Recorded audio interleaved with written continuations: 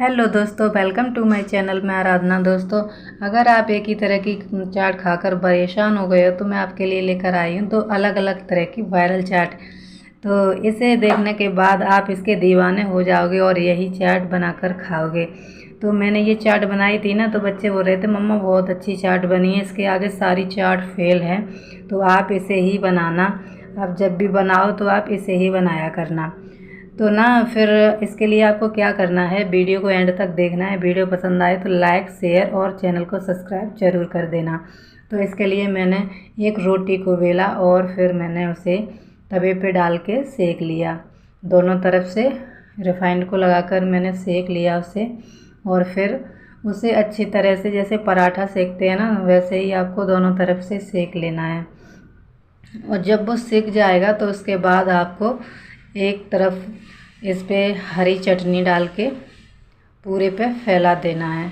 तो ये चटनी पुदीना और हरे धनिया और हरी मिर्च की चटनी है, और इसमें चाट मसाला भी पड़ा हुआ है। थोड़ी खट्टे फ्लेवर की आपको चटनी लेनी है। और फिर उसके बाद मैंने आलू को फ्राई किया हुआ था, मसाले वाले आलू मैंने बनाए थे चाट के लिए, तो मैंने वही आलू इस पे फैला दिए। और फिर मैंने हरी मिर्च को इस पर डाला, और फिर मैंने लंबा लंबा प्याज काटा हुआ था बड़े साइज़ में, फिर मैंने उसको इसके ऊपर फैला दिया। और फिर उसके बाद मैंने इस पर टमाटर और हरा धनिया भी डाल दिया। और आपके पास जो भी चीज़ें हैं तो आप अपने अनुसार डाल सकते हैं, जो भी चीज़ें आपको अच्छी लगती हैं। और ज़्यादा डालना चाहते हैं तो ज़्यादा भी डाल सकते हैं। तो मैंने इस पर हरा धनिया, प्याज और टमाटर डाल दिया था। फिर मैंने इस पर डाली आलू भुजिया।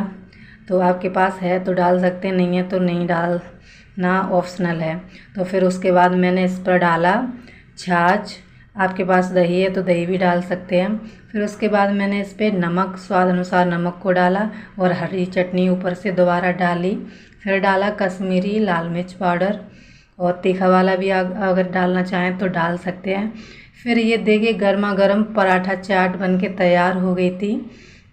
और खाने में ना दोस्तों इतनी ज़्यादा टेस्टी लग रही थी, देखने में भी बहुत ही ज़्यादा खूबसूरत लग रही थी, उतनी ही ज़्यादा ये इजी होती है बनने में, बहुत ही आसानी से बन जाती है।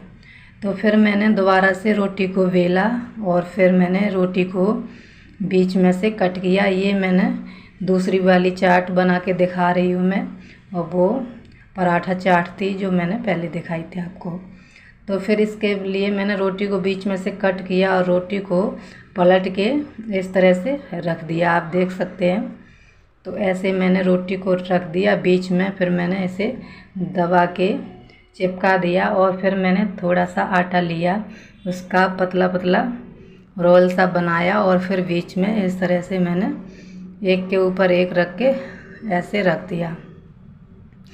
तो फिर इसके बाद मैंने इसे आपस में चिपका दिया था, अच्छे से सेट हो गया था ये। फिर मैंने चाकू लिया, साइडों से इस तरह से मैंने डिज़ाइन बनाया इस पर, और ऐसे आपको देख सकते हैं ऐसे डिज़ाइन बना लेना है, बहुत ही प्यारा सा डिज़ाइन बन जाता है।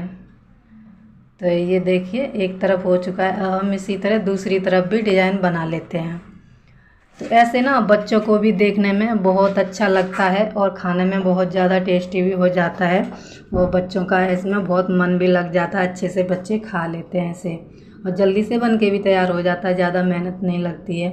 फिर मैंने ली हरी चटनी, और फिर इसके ऊपर फैला दिया, दोनों तरफ से हल्का हल्का इस पर लगा दिया। और फिर मैंने इसे तवे पे सेकने के लिए डाल दिया। फिर ये एक तरफ सिक गया था, फिर मैंने दूसरी तरफ भी इसे सेका, और फिर सेकने के बाद मैंने इस पर लगाया ऑयल, और ऑयल लगा के मैंने इसे अच्छे से सेक लिया था। फिर मैंने इसे इसी तरह दूसरी तरफ भी ऑयल लगा के इसे सेका। तो इसे क्योंकि इसे अच्छे से पहले सेक जाना चाहिए, आपको अच्छे से सेक ले दोनों तरफ, और फिर उसके बाद ही इस पर हरी चटनी दोबारा से लगानी है। तो मैंने दोबारा से फिर इस पर हरी चटनी लगाई। और फिर उसके बाद ना एक ज़रूरी बात, दोनों में आपको दोनों बार ऐसे ही करना है कि जो गैस है ना दोनों तरफ सिक जाएगा पराठा अच्छे से, उसके बाद गैस को आपको बंद कर देना है, नहीं तो एक तरफ आपका पराठा जल भी सकता है। तो मैंने गैस को बंद कर दिया था और फिर उसके बाद मैंने आलू को रखा, इसके ऊपर दोनों तरफ फैलाया, फिर हरी मिर्ची को रखा और फिर उसके बाद मैंने प्याज को रखा इसके ऊपर। दोबारा से आपको वही प्रोसेस करनी है। आप जो भी चीज़ें आपको पसंद हैं वो आप रख सकते हैं। फिर हरा धनिया डाला ऊपर से, वो कितनी ज़्यादा खूबसूरत लग रही है ना देखने में, और खाने में भी उतनी ज़्यादा टेस्टी बनी हुई थी। फिर उसके बाद मैंने आलू भुजिया इसके ऊपर डाली और उसके बाद फिर मैंने इस पर हरी चटनी दोबारा से डाली। और फिर हरी चटनी को डालने के बाद मैंने क्या किया, इस पे छाछ जो थी मेरे पास, छाछ को इसके ऊपर डाल दिया। छाछ से ना अच्छा फ्लेवर आ जाता है। आप दही भी डाल सकते हैं। और फिर उसके बाद मैंने स्वाद अनुसार डाला नमक और फिर डाला कश्मीरी लाल मिर्च पाउडर। आप तीखा पाउडर डालना चाहते हैं तो वो भी डाल सकते हैं, और भी ज़्यादा तीखा हो जाएगा। तो ये देखिए बटरफ्लाई चाट यानी बटरफ्लाई पराठा चाट बनके तैयार हो गई थी, और इतनी ज़्यादा ये अच्छी लग रही थी और एकदम क्रिस्पी बनी हुई थी। सभी चीज़ों का अच्छे से फ्लेवर आया हुआ था इस पर। तो इस तरह से कुछ नया ट्राई करके आप खा सकते हो, बच्चों को खिला सकते हो। यकीन मानिए इसके बाद आप इसके दीवाने हो जाओगे और इसे ही बनाकर खाओगे बार बार।